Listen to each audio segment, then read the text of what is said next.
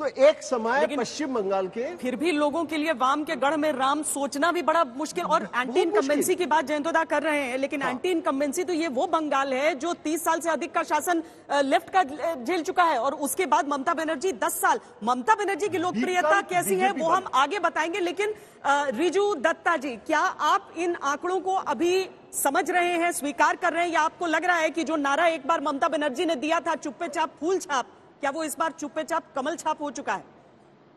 देखिए, मैं exit poll का सम्मान करता हूं, आप जैसे अच्छे चैनलों का तो मैं सम्मान करता ही हूं, पर मैं आपको कुछ आंकड़े बता देना चाहता हूं। बीजेपी के जब से कैंपेन स्टार्ट हुआ तो बीजेपी के सबसे वरिष्ठ नेताओं में से एक अमित शाह जी ने बोला कि हम इस बार 200 पार हो जाएंगे।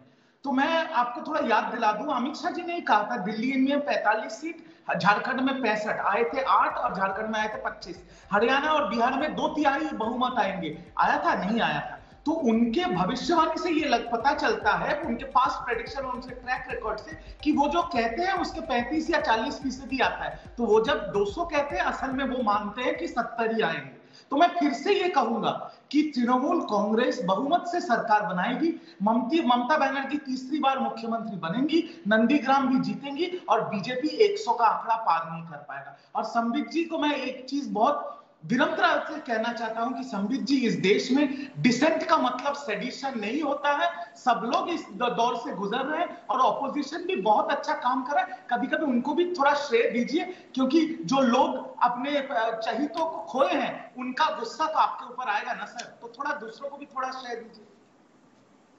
नहीं, पर वहां पर तो आप सत्ता में हैं, वहां पर तो आप सत्ता में हैं, और इसीलिए संबित जी, यहां पर अगर ममता बनर्जी के सामने भारतीय जनता पार्टी ज्यादा मजबूत लग रही है अभी तक के चरणों की एग्जिट पोल के अनुसार संबित, तो उसमें आप क्या समझ रहे हैं? इसके आगे वो कोरोना वाली नाराजगी आने वाली है, हम देखते हैं कि क्या वो आंकड़ों में उस तरीके से दिखता है या नहीं दिखता है, या पश्चिम बंगाल के लिए मुद्दा रहता है या नहीं रहता है। लेकिन अभी तक के जो आंकड़े आपके सामने हैं उसमें ममता बनर्जी को सीधे तौर पर नकारा जा रहा है, ऐसा नहीं दिख रहा।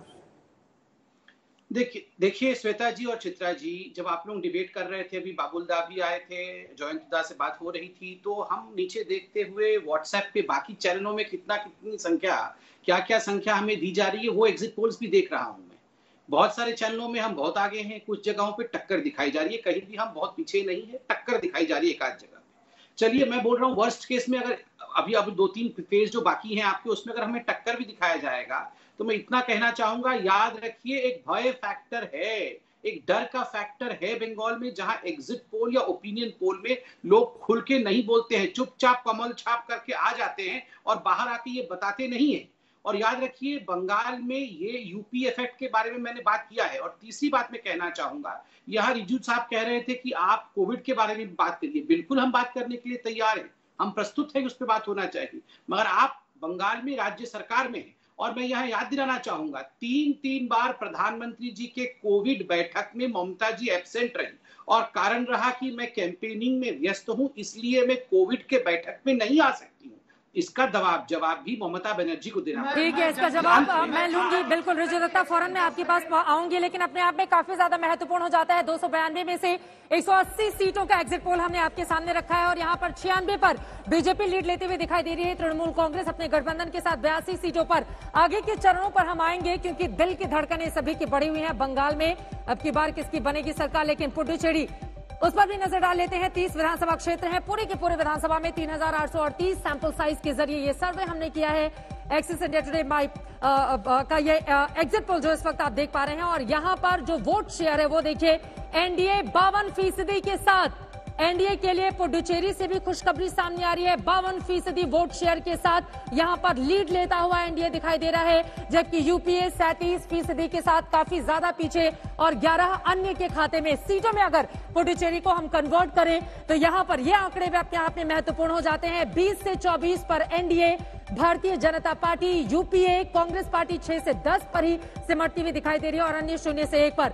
तो एनडीए के लिए पुडुचेरी से भी अच्छी खबर सामने आ रही है, और अब तक बंगाल से भी अच्छी खबर सामने आ रही है। लेकिन पश्चिम बंगाल में कांटे की टक्कर दिखाई दे रही है।